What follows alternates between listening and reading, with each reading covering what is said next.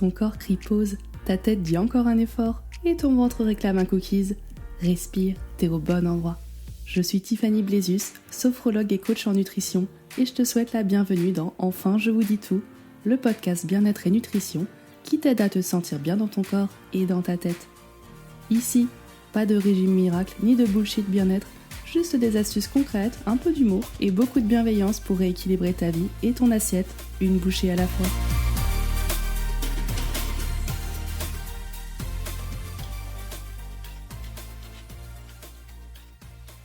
Tu fais attention à tout ce que tu manges, t'essaies de bouger plus, t'es motivé. Comme d'habitude, cet épisode, il va être fait pour toi parce qu'aujourd'hui, on va voir pourquoi ton corps te résiste.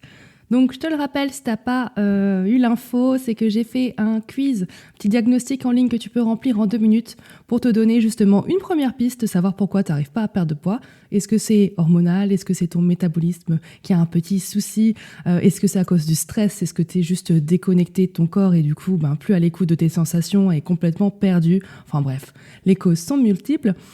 Et ça peut te donner une première piste de savoir un petit peu ce qui déraille dans ton corps et un peu de clarté. Donc, je te mets le lien en description. C'est gratuit, c'est en ligne, ça prend 2 minutes top chrono et pourra te donner déjà une petite base de travail pour voir un petit peu ce que tu peux améliorer.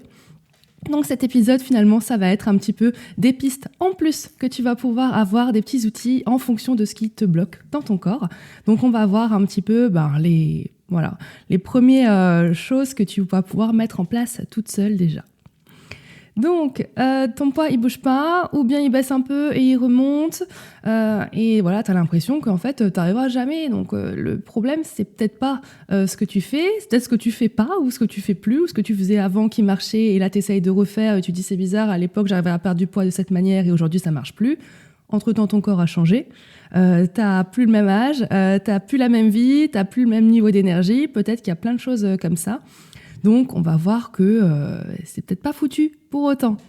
Donc, voilà un petit peu aujourd'hui le programme qui t'attend. C'est parti. Donc, déjà, souvent, je te le dis, ton corps n'est pas contre toi. Quand le poids, il bouge pas, beaucoup de femmes, je le vois, entrent dans un vrai combat. Tu vois, tu penses qu'il faut manger moins, qu'il faut faire plus de sport, qu'il faut contrôler davantage. Toujours plus de contrôle, toujours moins de lâcher prise. Et on l'a déjà vu, plus tu contrôles, plus ton corps il se sent pas en sécurité, plus il garde tout, quoi. Il se dit là, il y a un problème, là, on me laisse pas vivre correctement, on me laisse pas faire mon travail, alors que moi je sais faire. Je sais au moins être à l'équilibre, tu vois, pour peut-être pas ne pas perdre de poids, mais au moins ne pas en prendre. Tu vois, déjà, il y a une différence de là. Mais forcément, ton corps il va être un peu en mode protection et ça va pas être le bon moment pour lui de perdre du poids s'il sent que toi tu retiens tout à l'intérieur.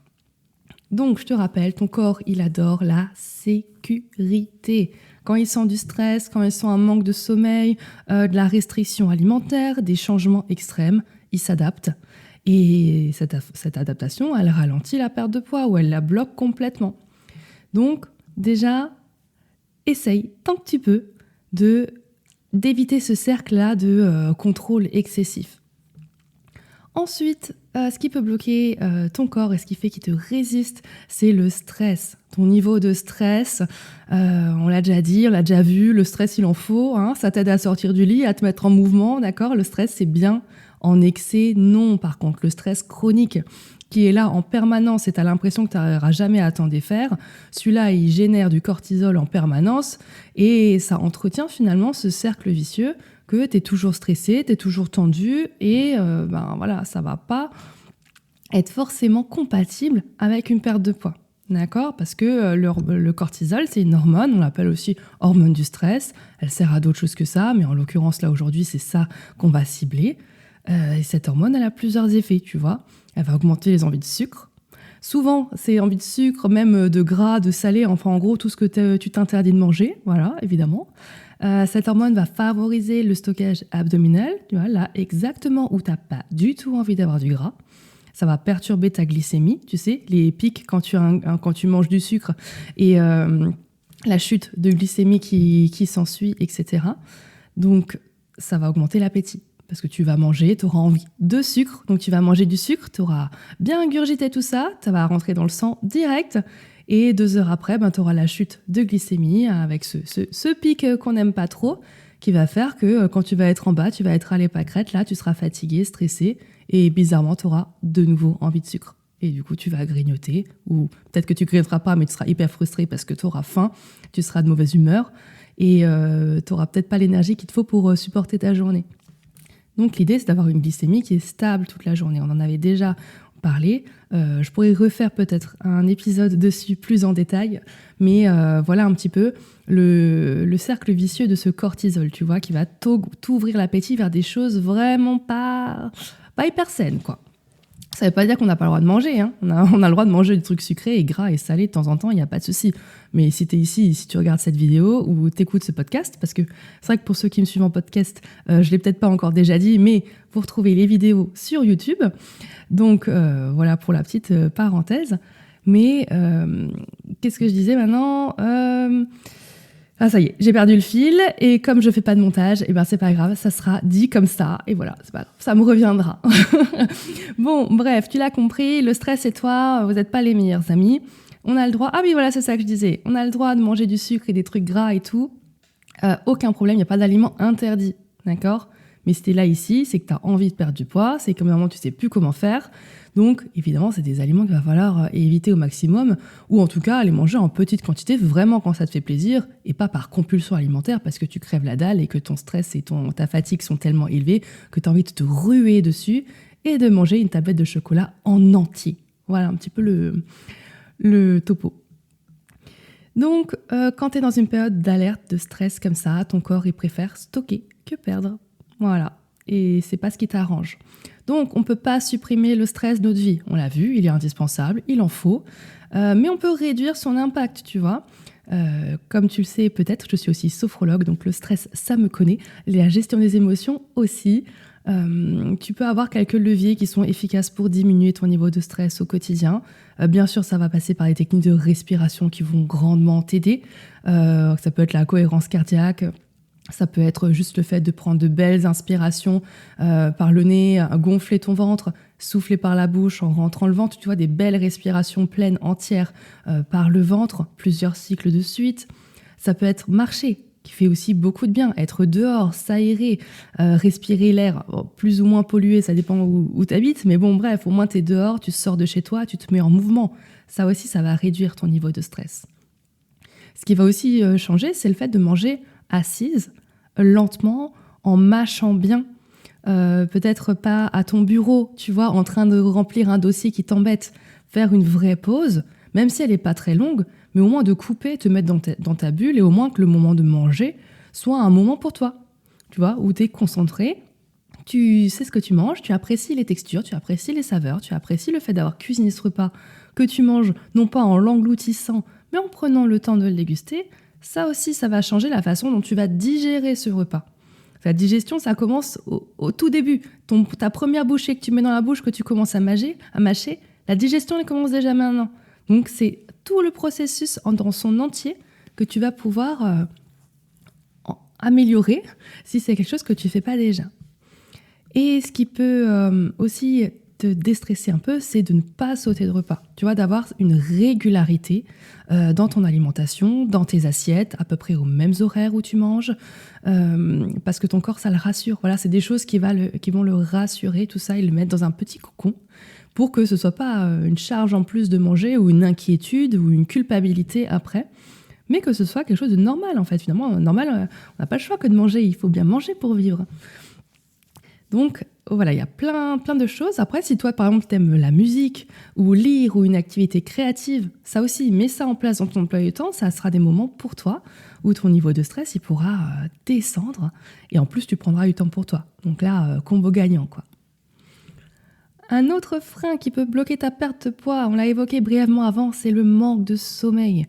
Le sommeil, c'est la base de la base en fait. Si tu as passé une sale nuit, forcément que la journée du lendemain va pas être la meilleure du monde, tu vois. Ça joue un rôle énorme dans la régulation du poids. Quand tu dors mal ou que tu dors pas assez, il y a 2 hormones qui changent. Tu vois, c'est la gréline, c'est l'hormone de la faim. Celle-là, elle va augmenter. Parce que tu es fatigué, tu vois, tu vas devoir chercher de l'énergie ailleurs parce que tu l'as pas eu en te reposant. Donc tu vas la chercher où ? Dans la nourriture. Donc ça va augmenter, ça va t'ouvrir l'appétit. Et la deuxième hormone, c'est la leptine, c'est l'hormone de la satiété, tu vois, c'est l'inverse. Et bizarrement, celle-là, elle va diminuer. Donc en gros, tu vas avoir plus faim et tu ne seras jamais rassasié. Donc tu auras faim, et tu vas peut-être manger. Et si tu es fatigué, peut-être que tu vas peut-être moins bouger dans ta journée, tu vas peut-être moins prendre le temps de cuisiner parce que clairement tu auras la flemme, tu vas peut-être te ruer plus facilement sur des aliments transformés, industriels, vite préparés, type un plat de pâtes au pesto, tu vois. Donc ça entretient le fait que tu dors pas bien, tu manges des choses pas ouf, tu penses que ça va t'énergiser, mais en fait, peut-être que la digestion va être difficile et ça va te fatiguer et ne pas te mettre dans une dynamique, au contraire, où tu as envie de manger sainement, de manière équilibrée, te remettre au sport, etc.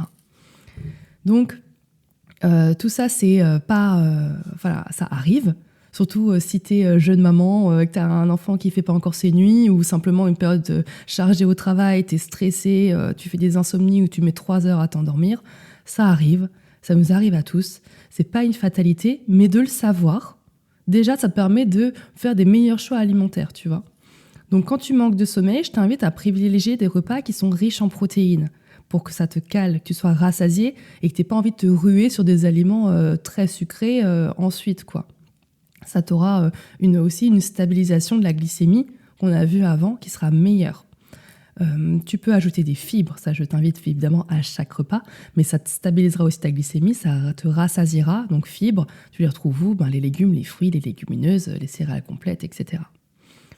Et évite les petits déjeuners purement sucrés, surtout si tu as une nuit vraiment, enfin si on peut appeler ça une nuit, si tu as dormi un peu ou pas beaucoup, tu évites la tartine de confiture au réveil le matin, quoi. Privilégie peut-être des œufs, peut-être un fromage blanc avec du muesli, enfin quelque chose de quand même relativement protéiné qui du coup stabilisera cette fameuse glycémie déjà dès le matin. Tu vois, pour éviter que dès le matin, à 10h, tu aies déjà ce premier pic de glycémie qui te ratatine à 10h, quoi, déjà que tu n'as pas dormi la veille. Donc voilà un petit peu ce que tu peux faire si jamais tu manques de sommeil. Un autre frein qui peut t'éviter de perdre du poids, c'est la sous-alimentation. Ok, c'est un point, je le redis et de plus en plus parce que je le vois tellement. J'ai beaucoup de clientes où j'entends beaucoup de femmes qui n'arrivent pas à perdre de poids et en réalité, elles mangent trop peu. Mais vraiment trop peu. Le petit-déj, il est absent, volontairement, souvent. J'entends beaucoup qu'elles font le jeûne intermittent pour perdre du poids. Ça aussi, je pense que j'en ferai un épisode dédié parce que ça, c'est simplement un régime déguisé. Ok, on appelle ça un jeûne intermittent, mais c'est traité comme un régime pour sauter un repas, mais se camoufler derrière mais je fais le jeûne intermittent, c'est à la mode. Donc, en gros, c'est pas grave. C'est un régime, en fait. Si tu sautes un repas pour perdre du poids parce que ça te fera 500 calories en moins dans ta journée, c'est un régime. Et on a déjà vu, un régime ne fait pas perdre de poids sur le long terme. Parce qu'en plus, ce que tu veux, c'est même pas perdre du poids, c'est perdre de la masse grasse, maintenir ta masse musculaire et que ça dure dans le temps. Okay ? Si tu es ici sur cette chaîne, c'est pas pour perdre 3 kilos, 5 kilos la semaine prochaine et après t'en reprends 10 le mois prochain. Ça, c'est pas avec moi que tu vas faire ça. Donc, ce qu'on veut, c'est du durable, c'est de prendre soin de ta santé mentale aussi, parce que les deux, le physique et le mental, c'est lié, mais ça, c'est évident. Donc, on va pas exprès sauter un repas pour les calories, quoi. D'accord ? Donc, quand ces femmes-là aussi se sous-alimentent, le déjeuner, il est très rapide en général. C'est aussi un petit truc, ou même des fois, presque rien. Et le soir, souvent, là, il faut quand même rattraper, il faut quand même manger. J'en vois beaucoup qui mangent des soupes en quantité extrême, parce que soupe, c'est quoi ? Elles vont mettre juste des légumes mixés avec de l'eau. Donc voilà, ce n'est absolument pas équilibré. C'est peut-être sain sur le papier, mais clairement, ça va juste remplir l'estomac pour avoir l'impression que tu as bien mangé, alors qu'en fait, c'est juste de la flotte et il n'y a presque même plus de fibres à l'intérieur tellement les légumes sont cuits et en plus mixés, donc ça apporte peut-être encore quelques vitamines et minéraux, mais il n'y a pas de protéines, il n'y a pas de glucides, ça manque de lipides, enfin, il n'y a rien qui va dans ce genre de schéma-là. Et je sais que vous êtes beaucoup à faire ça. Donc, avoir une journée qui est vraiment très, très faible en calories, et vous dites, c'est bizarre, pourtant je ne mange pas beaucoup et je ne perds pas de poids. Oui, parce que c'est trop peu. Si tu manges trop peu, ton corps, il va garder tout ce que tu vas lui donner, il va le garder parce que c'est la famine. Il se dit là, ça va pas du tout, j'ai tellement peu que je vais pas encore libérer du lest, c'est pas possible, il faut qu'on me nourrisse suffisamment. Donc, quand tu manges aussi trop peu, trop longtemps, ton corps il s'adapte, ton métabolisme il ralentit, ton énergie elle diminue, et ton corps en fait il se met en mode économie d'énergie. Donc c'est un mécanisme de survie. Donc, ce que tu peux faire très simplement déjà, c'est de structurer tes repas, d'avoir 3 vrais repas dans la journée, et dans chaque repas, une source de protéines, une source de glucides, des lipides, on n'oublie pas le gras, le bon gras idéalement, avec des oméga 3 intéressants. Et même si tu n'as pas beaucoup faim, tu vois, même si tu veux faire bien, tu peux avoir une assiette qui est légère, mais quand même qui garde cette structure, tu vois. Par exemple, un déjeuner simple, rapide, qui ne te reste pas sur l'estomac pendant 3 heures et qui ira très bien, c'est tu as une protéine, du poulet ou du tofu, une portion de légumes, et en glucides, du quinoa, du riz, un filet d'huile d'olive par-dessus, tu rajoutes quand même des épices, des herbes pour que ce soit un petit peu sympa. Et c'est un repas très très rapide à mettre en place pour le midi si tu es au travail. Ça va très bien dans une lunchbox et ça stabilise ton énergie. Tu as tout ce qu'il faut à l'intérieur et c'est pas le genre de repas où après tu auras envie de faire une sieste. Ça se digérera bien et tu auras tout ce qu'il te faut sans avoir l'impression d'exploser à la fin du repas. C'est une idée, mais on peut en faire d'autres. Et ce qui va aussi bloquer ta perte de poids, c'est les régimes à répétition. Ça crée un cycle difficile dans lequel il est difficile d'arrêter l'engrenage. C'est ce phénomène de restriction extrême, de perte de poids rapide, de fatigue qui s'ensuit, des craquages évidemment, et la reprise de poids. Donc à force, le corps il devient méfiant parce qu'il a connu ce schéma par le passé. Tu as peut-être testé 1, 2, 3, 4 régimes. Maintenant, ton corps, si t'en fais un 5e, il sait ce qu'il attend et ça va pas lui plaire. Okay. Donc, il apprend que en fait, dans ta vie, c'est possible qu'il y ait des périodes de restriction qui soient plus ou moins fréquentes. Il le sait, il l'a déjà vécu. Donc, ce sera de plus en plus difficile à lui faire comprendre qu'il va perdre du poids en faisant ça. Parce qu'il va se méfier, il va se dire, là, attends, je vais anticiper parce qu'on ne sait pas la prochaine fois qu'elle va me refaire le coup. Là, maintenant, je vais déjà garder aujourd'hui parce que si l'année prochaine, elle me refait un régime à 1000 calories, je préfère cette fois-ci avoir suffisamment de graisse dans mon corps pour pouvoir survivre, quoi. Donc, il va stocker plus facilement. Donc, c'est aussi pour ça que les pertes de poids, elles deviennent de plus en plus difficiles avec le temps. Et la solution n'est pas un régime strict de plus. Tu vois, c'est une approche plus douce, plus durable. C'est ce que je dis aussi à mes clientes. Si elles sont là avec mon accompagnement, c'est pour tester quelque chose qu'elles n'ont jamais fait. Si c'est pour faire les mêmes schémas que par le passé qui n'ont pas fonctionné, faites ça toute seule, vous savez déjà faire. Mais ça ne fonctionne pas. Aujourd'hui, c'est une autre approche qu'il faut avoir, c'est être beaucoup plus doux envers soi-même, accompagner son corps et l'écouter enfin. Parce que si on sait pour reproduire les mêmes schémas éternels et être toujours frustré et toujours mal dans sa peau et de plus en plus en manque de confiance en soi, ça sert absolument à rien. Donc au bout d'un moment, revenir aux bases, revenir à l'essentiel, être ami avec soi-même et pas contre soi-même, ça marche beaucoup mieux.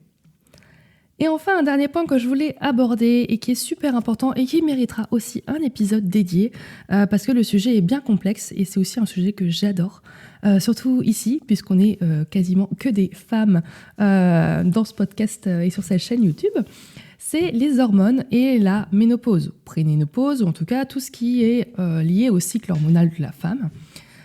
Surtout autour de 40-45 ans, ça commence déjà. De plus en plus de clientes me disent qu'elles mangent comme avant, mais que leur corps échange. Et c'est réel, c'est pas juste une impression, c'est pas elles ont d'un coup un coup de moins bien et elles se disent je me trouve pas bien. Non, le corps il a réellement changé parce que les fluctuations hormonales, elles vont modifier la répartition des graisses. Tu vois, avant peut-être quand tu mangeais, tu stockais dans les fesses, dans les hanches, dans les cuisses, et maintenant aujourd'hui c'est dans le ventre. Tu vois, et ça, c'est simplement la faute aux hormones qui fait que du coup, tu as de moins en moins d'œstrogènes, qui d'ailleurs aussi, les œstrogènes ont une protection cardiovasculaire qui te protège, donc la première partie de ta vie, en quelque sorte. Et quand elles vont descendre, quand tu vas arriver près de la ménopause, toi aussi, tu vas avoir moins cette protection cardiovasculaire. Mais c'est pas une fatalité, c'est comme ça. Le corps, il est fait pour, mais voilà, c'était la petite parenthèse. Mais la diminution de ces oestrogènes Et l'augmentation de la testostérone comme les hommes fait que tu vas stocker ta graisse comme les hommes dans le ventre. Et ça, en général, c'est là où ça nous pose un problème parce qu'on se dit, c'est bizarre, avant, c'était pas du tout comme ça, j'avais un ventre plat ou plus ou moins, et là, aujourd'hui, rien à voir, ma silhouette a changé. Donc, le stockage abdominal des graisses, c'est vrai, ok, c'est les hormones qui en sont la cause. Tes hormones vont aussi influencer ton appétit, vont aussi perturber ton sommeil. Et tu vois, dans ces périodes, la nutrition, ça devient important. Et avant, tu t'en souciais peut-être pas parce que tu n'avais pas besoin. Mais maintenant, aujourd'hui, c'est une vraie clé, en fait, pour, pas entretenir, mais pour accompagner ces changements hormonaux et pas te laisser submerger par eux et dépasser par tout ce qui t'arrive, tu vois. Ta nutrition, elle va permettre de faire attention à tes protéines, qu'il va falloir que tu aies toujours dans ton assiette pour préserver ta masse musculaire, stabiliser ta glycémie, etc. Et un vrai... Si tu peux faire au moins une seule chose aujourd'hui, si tu es dans ce cas-là, c'est vraiment commencer par faire attention à ça. À avoir des protéines, une vraie source de protéines à chaque repas. Pas 3 lardons dans des carbonara, ça c'est pas une source de protéines, tu vois, mais une vraie portion à chaque repas, même au petit déjeuner. Déjà, ça peut être un truc super bien que tu peux mettre en place aujourd'hui. Donc, protéines, je te rappelle, c'est quoi ? C'est les œufs, du poisson, du poulet, des protéines végétales, des légumineuses, du yaourt grec, du fromage. Fromage, ça va pas être ta source principale, mais ça peut accompagner un repas, un petit morceau de fromage. Il n'y a pas de souci, ça peut être le tofu, etc. Donc ça va vraiment t'aider à stabiliser ta satiété, éviter les fringales, stabiliser ta glycémie, soutenir ton métabolisme en période de préménopause, ménopause, etc. Donc, si ton corps te résiste, on l'a vu, c'est peut-être pas que un problème de volonté, peut-être qu'il y a un petit peu de démotivation par là, de manque de discipline, mais là, c'était pas le sujet. Là, il y a plusieurs facteurs, je t'en ai listé quelques-uns. N'oublie pas de faire le quiz que j'ai mis en ligne, que je te mets en description pour voir, dans ton cas, qu'est-ce qui peut être le premier facteur dominant, en quelque sorte. Bien souvent, il y en a plusieurs et c'est un combo de plusieurs choses, mais ça peut donner une première piste. Donc, n'oublie pas le lien du quiz en description. Et rappelle-toi que ton corps n'est pas un ennemi, essaie de te protéger, il est là pour toi, pour ta survie, parce que c'est ça le but en fait. Donc, arrête de te saboter au maximum, nourris ton corps, respecte ton énergie et stabilise qu'en fait tout ce que tu peux faire, parce que la perte de poids durable, elle se construit pas contre ton corps, elle se construit avec. Et c'est ça le secret. Je te laisse ici pour aujourd'hui. Je te laisse avec le lien du quiz et puis on se retrouve la semaine prochaine. Bye bye!